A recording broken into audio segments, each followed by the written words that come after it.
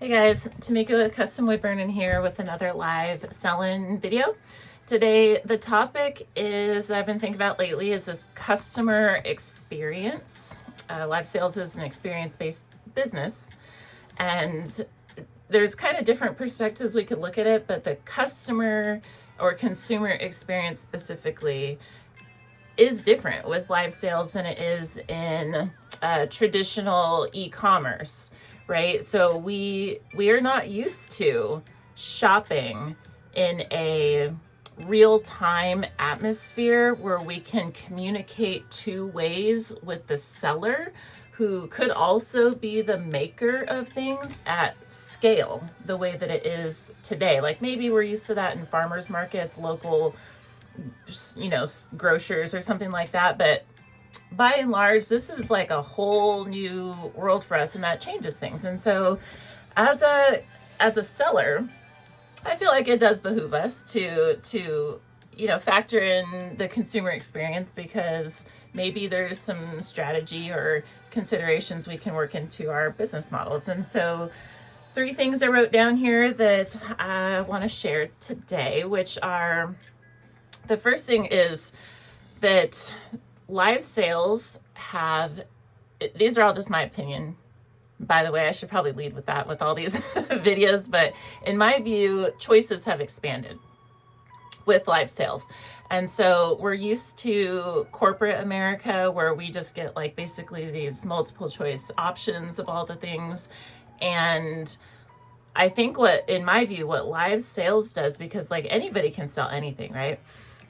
Live sales creates an environment where any seller can see and decide for themselves where a void is in the market, where there's demand that has been untapped, and decide independently, I'm going to fill that need. And that changes things, right? There's no barriers to entry. There's no filters in place to stop anybody from selling anything that they think that there's demand for. And that's a huge unlock. That is a huge freaking unlock. But it changes things, because this means the competition is now free market competition. Totally different, right? It's not just about picking products and supplying certain things.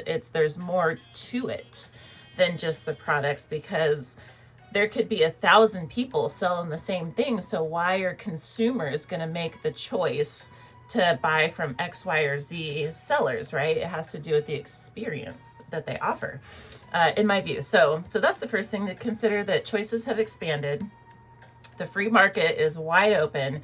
And so competitively, us sellers have to factor this into our strategy, I think. This leads into the next thing, which is it creates a demand shift over into the consumer's court. It puts the ball in the consumer's court, because with so many choices, buyers truly are the ones that get to decide what goes and what doesn't. And we're not used to this necessarily. I mean, to some extent, yes, but not at this scale. I'm talking 20 million plus people being like, well, shoot, I'll sell it to you. It's different, right? Consumers get to be like, okay, well, now, I've always wanted to be picky about sourcing for X, Y, and Z, but I've never really had those options readily available. Now I do. So I think the primary thing with demand shift is over in the consumer's court, is over to sourcing. This is something, usually when we buy stuff, we are going through layers and layers and layers of, from consumer to the person who owns the business that we're buying from, and making the decision of what to put on those shelves, for instance. There's like so many layers in between that there's a huge disconnect between the CEOs and the buyers of the products, right? Huge, like so many layers, just a whole pyramid, right? And so now consumers get to be like, you know what? I don't prefer that.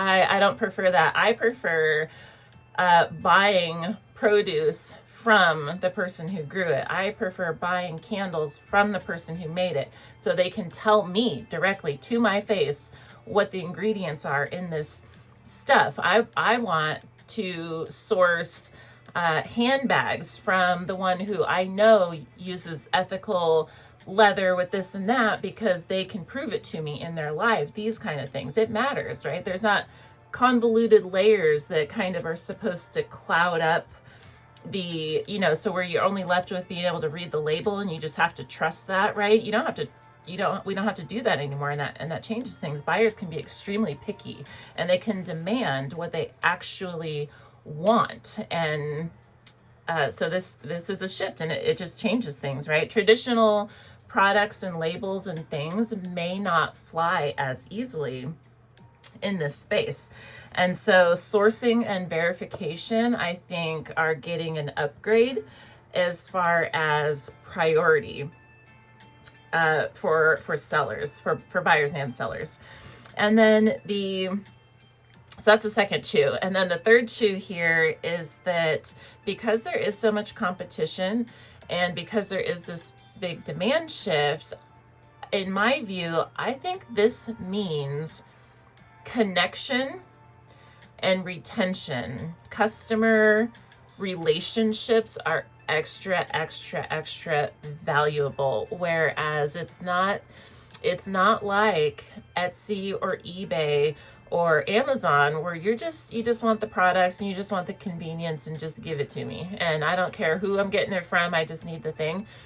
Live sales is not like this. If we buy something and if we don't feel good about that purchase, any ounce of the process of that transaction, we can immediately recognize that, like, I don't have to go through that again, not one single more time, right?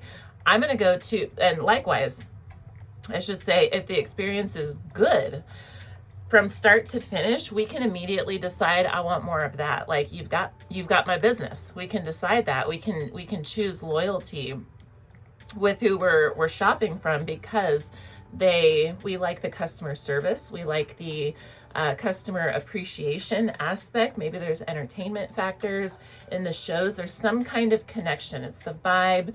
It's the feeling that we have when we're connecting with the seller that will keep us coming back, that will factor into that decision to come back. And so in my view, this customer relationship and like loyalty building, like anything that can go into that pot, I think really deserves some extra credit now more so than in the past. I just really think it carries more weight and really should be brought up to the front burner because customers get to decide in the live sales space. They just do.